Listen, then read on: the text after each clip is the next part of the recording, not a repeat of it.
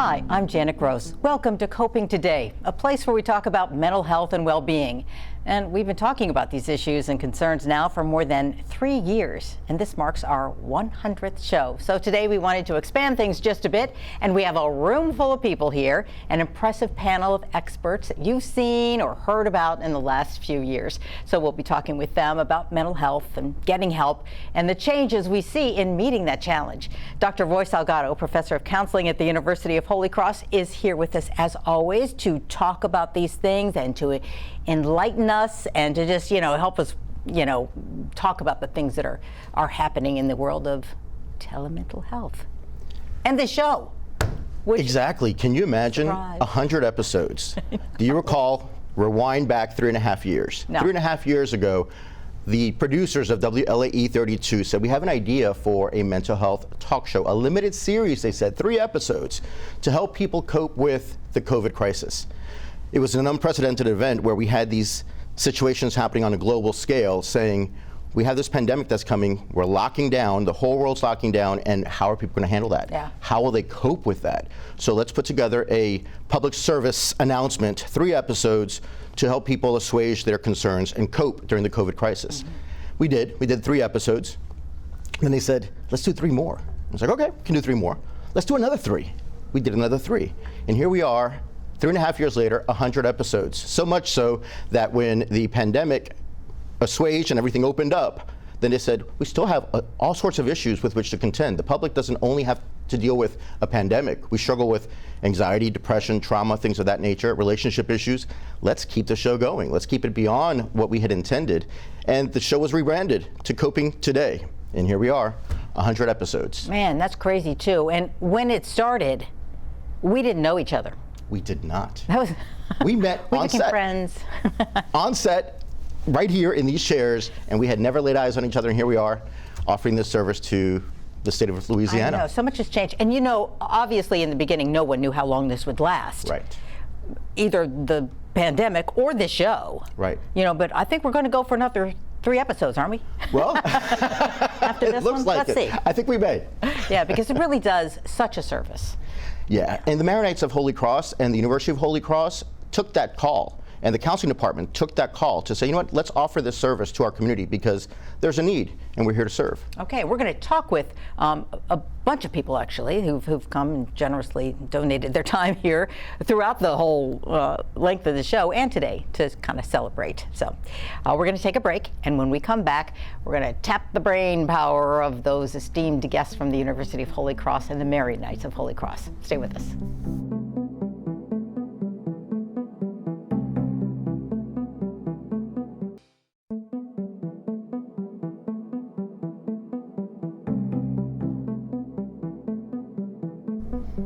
And welcome back. As you've seen, we've added a couple of guests to our panel today, or to our studio today, and of course to our desk today.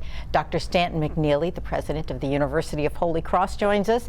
Also, Sister, I gave you a different title, Sister Myra Banker, and with the Maronites of Holy Cross, and also you're on the Willwoods board. Yes, so thank you both for joining us for the on-set portion of our show.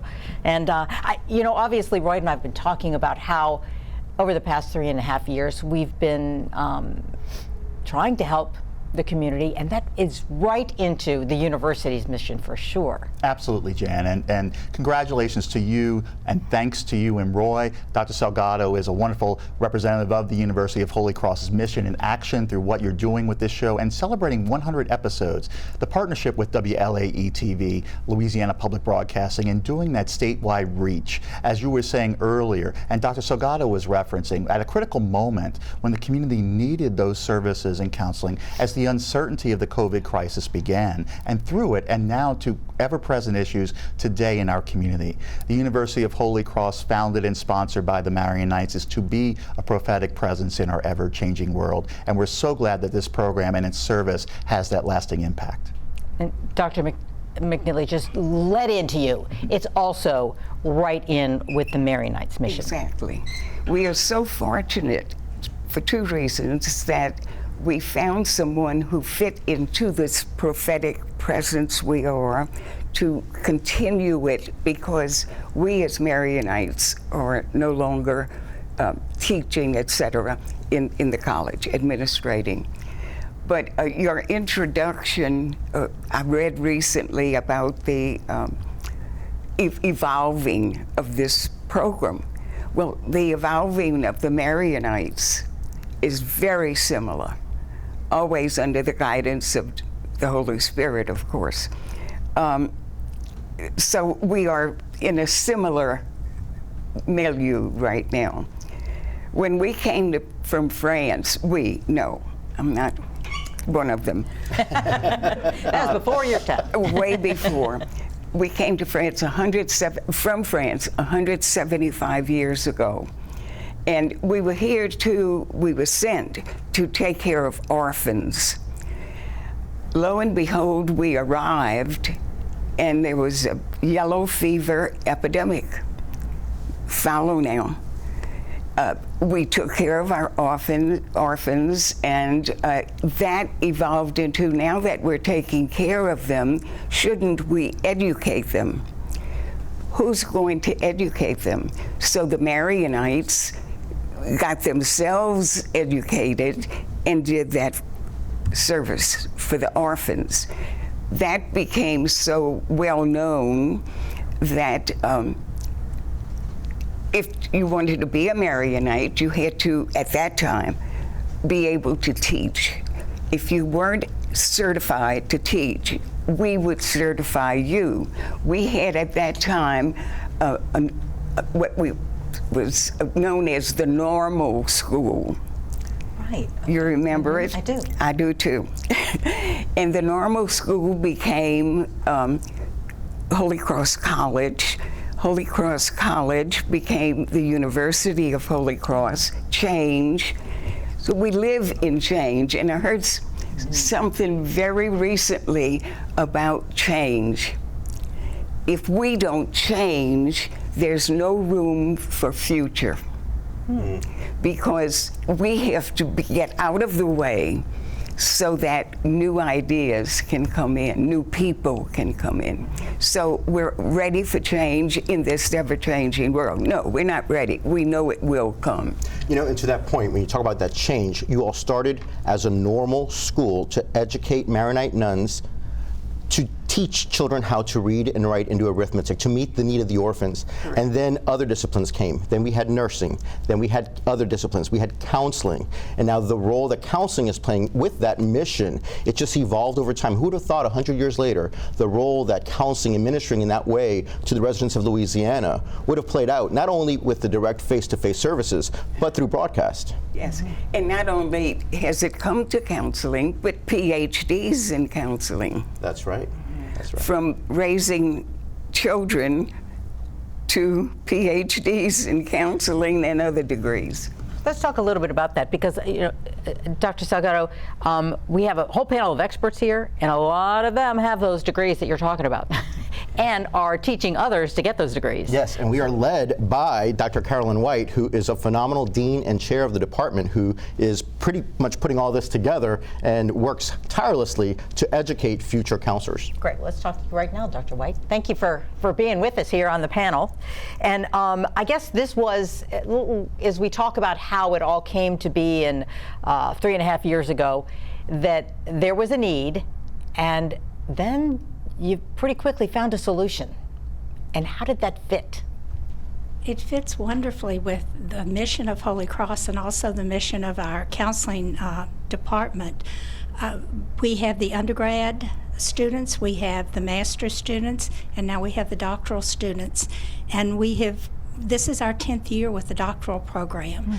So it is, it has been such a blessing to do this. And one of the things that COVID really brought to the forefront for us is the virtual counseling. So now our counseling center is virtual, and we can work with people all over the state of Louisiana. And this show has promoted it so that people are constantly calling from other areas in Louisiana to get services through our counseling center. And then, of course, the Counseling and Training Center trains our master's students who get to the clinical part, and they learn to work with people under supervision of our our faculty. You know, in the midst of that crisis and, you know, confusion and everything, you saw this opportunity really to teach and to show and to do. You were not going to let this pass. You weren't going to sit there and wait till it was over.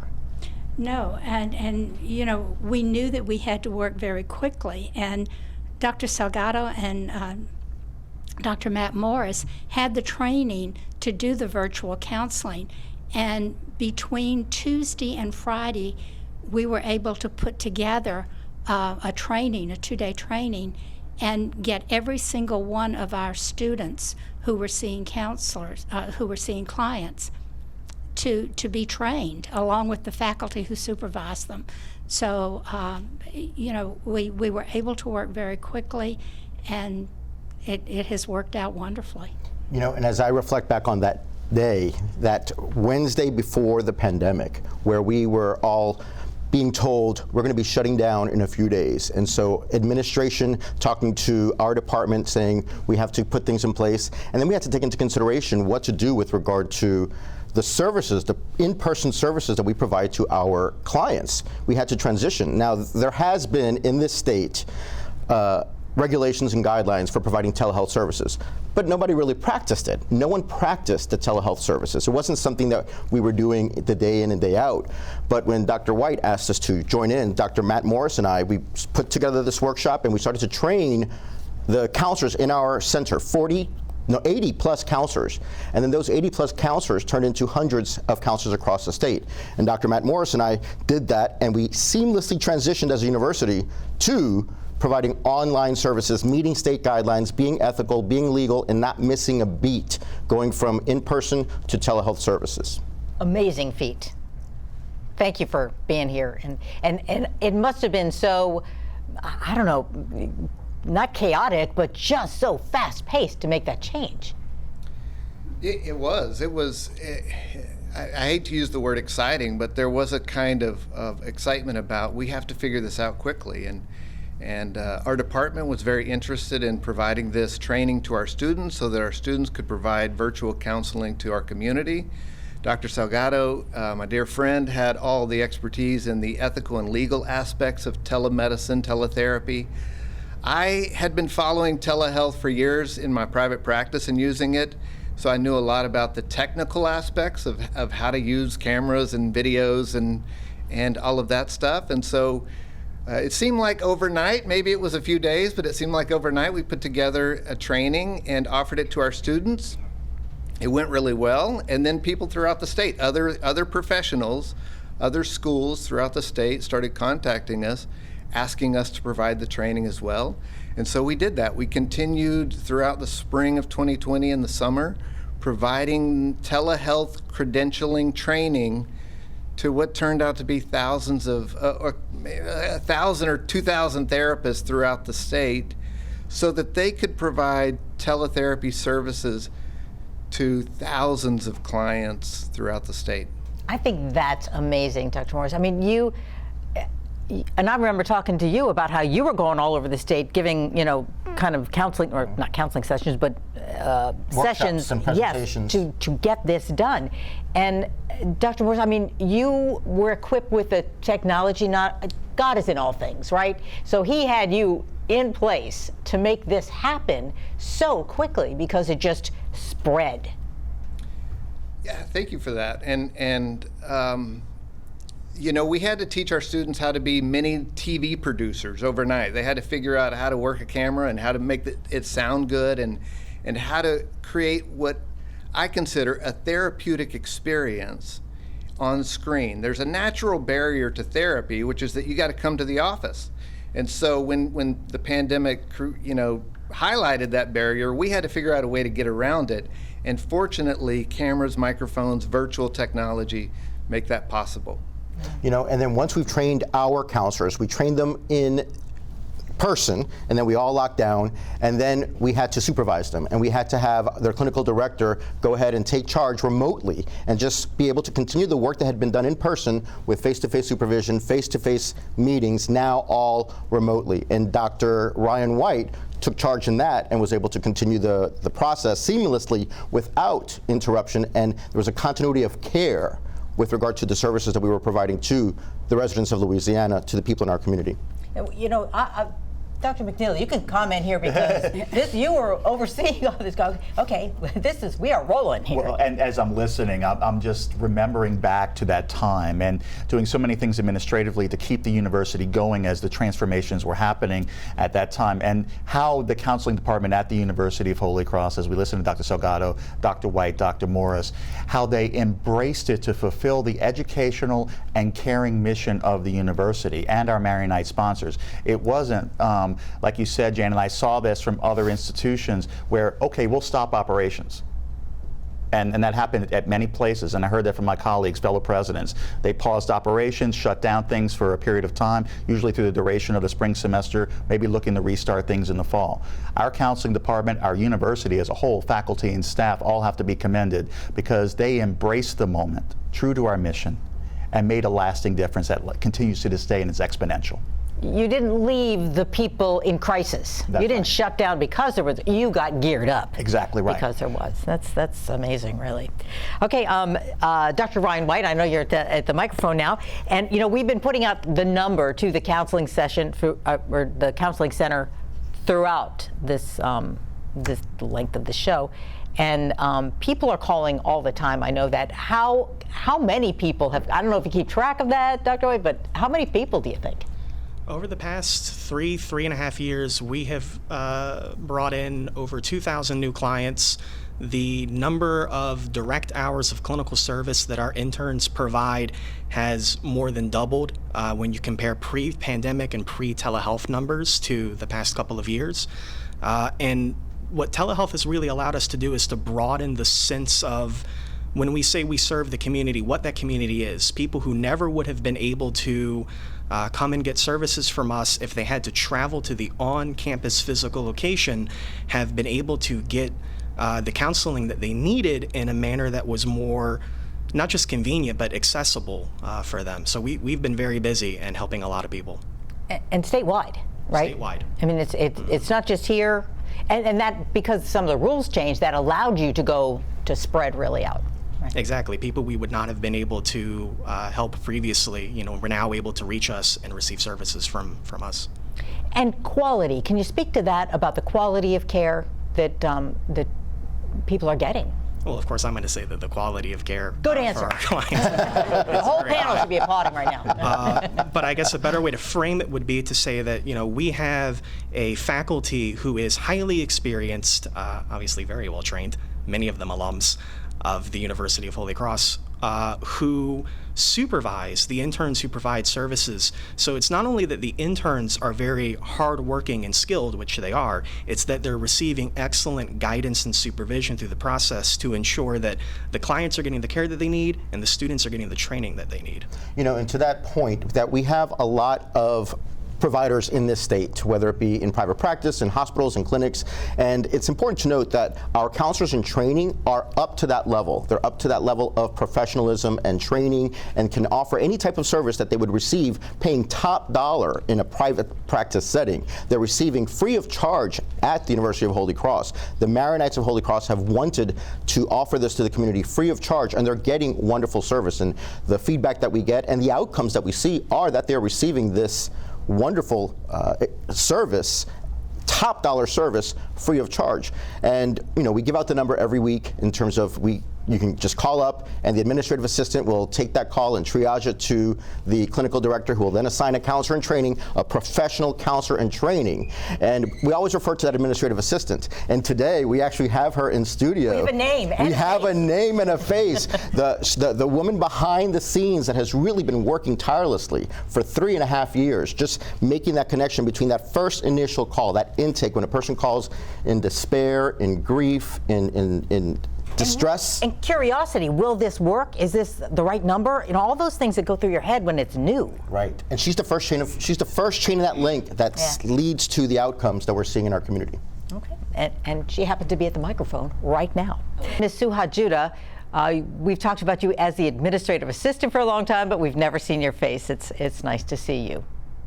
Tell us a little bit about that first when you were ramping up and, you know, people were calling and saying, how do I get this? And I know that, you know, people often ask, this is for free? Yes, they ask that every day, all day, till yesterday. They were still asking, this is really free, so what kind of service am I going to get if it's free? I say, in my biased opinion, exceptional service, and also because they kind of wary a little bit when I say student interns to them, but once I talk to them a little bit more and get them more comfortable with the idea of being Zoom, because a lot of them have gone back to schools or back to work, so it's not by Zoom anymore. But then when they come to realize that they don't have to sit in traffic, they don't have to go pick up their child from school and go straight to our office to have their appointments or whatever, so they like that. They now are saying, okay, this is a good thing. And to be honest with you, and I'm only humbly speaking, our reputation precedes us, because a lot of people will come to us because of word of mouth. And it's extraordinary to serve the University of Holy Cross and to serve the counseling center. When this started, were you like inundated, or did it kind of just trickle in as people kind of got word of it? Both? Both, kind of both, because we closed the center and then we just right off the bat the next day I started taking calls in for people to come in to start seeing, still have their appointments.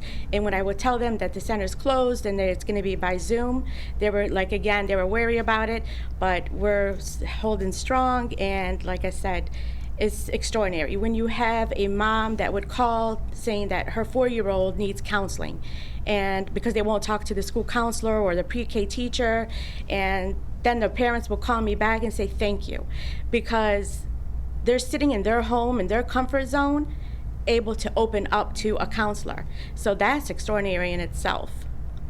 And when you think about different types of services that people receive from students, if you will, if a person, there's cosmetology schools where you have to go to the barber or to the hairstylist, and there's students that they cut your hair, for a nominal fee or free. You go to a dental school to get dental care from a student. There's schools in the area that offer that. We have residents that are physicians, similarly counselors in training who need to offer those services, nurses, what have you. So people are used to the notion of getting services from students and realizing that students need to have that clinical experience. And so once they see that our students are quality students that are prepared and that can offer services as any degreed, credentialed, licensed professional, they're novice, they have supervision, so we keep that in mind, but nevertheless, the quality of the care that is offered is not subpar. It is exactly what our community needs, and Suhad and the rest of the faculty here have been able to offer that continuity of care throughout this entire time. That's right, and in concert with this program, as it's transitioned from coping in the COVID crisis to coping today,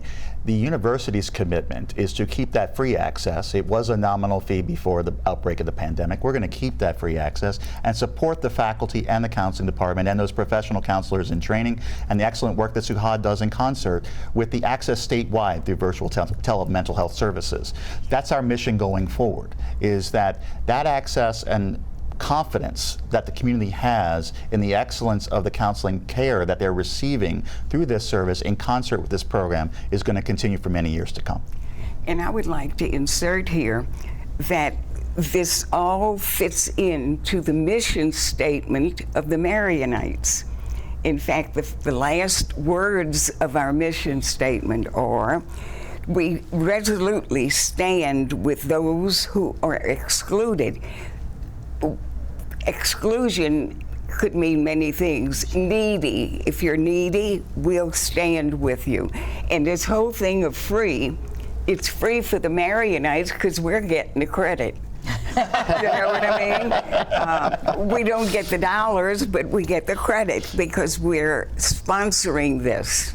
And this works because we work as a team. We have the administrative assistants, we have the students, the providers of the service, we have the faculty, we have the administration. There's so many different elements, and we have WLAE-32 television and its producers and Jan Gross, all of us coming together to help meet the community's needs. And I have to say this, the gentleman sitting next to me was made to be the president during this ever-changing time at the university.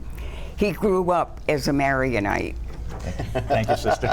Because of his I'm very humbled by that. Thank you. There's a little confusion there, but now I got it. Okay, so Dr. Roy, this has been a success. We've done 100 episodes, and I think we can keep going. Yeah, I think that we've gone from coping during the COVID crisis to coping today, and we're going to continue to do that. We're going to continue to help our residents work through all sorts of different issues, be it anxiety, depression, post-traumatic stress disorder, ADHD, trauma, addiction, abuse, crime, human trafficking, relationship issues, financial stressors, academic stressors, career counseling, whatever it is that the presenting issue may be, we're here to be of service. Yeah, okay. Well, I want to thank all of our panel and everybody who spoke, and we're going to do this again next week. That's right. Okay, part two. And of course, we want to thank Dr. Stanton McNeely and Sister Myra Bank. Thank you so much for joining us. And you know, all the people at the University of Holy Cross, you're all in our hearts and on our show, so we love that. And we want to thank the administrators who we don't see, the assistants, all the people that we don't see. And of course, this would not be possible without all of you. And we want to thank you for watching these 3+ years and for being a part of Coping Today.